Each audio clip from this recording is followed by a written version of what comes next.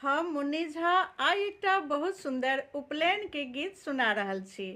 आब पूस महीना खत्म भऽ गेलै तऽ सबटा परोजन शुरू भऽ गेल अछि, बुझलियै।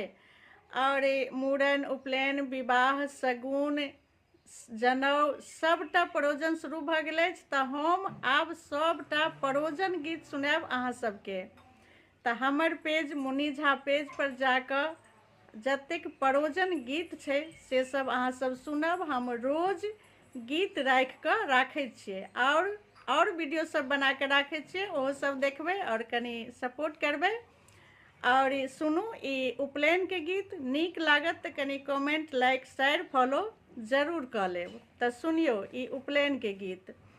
बउआ के दीने तका गेलै धोतिया, रंगा गेलै रे।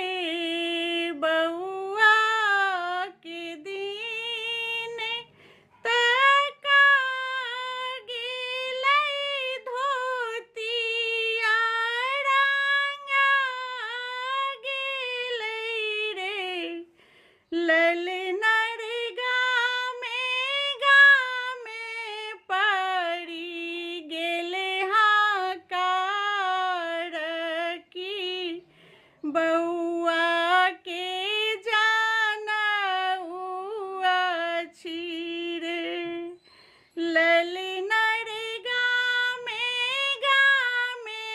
पड़ी गेलै हाकार की, बउआ के जानऊ अछि रे।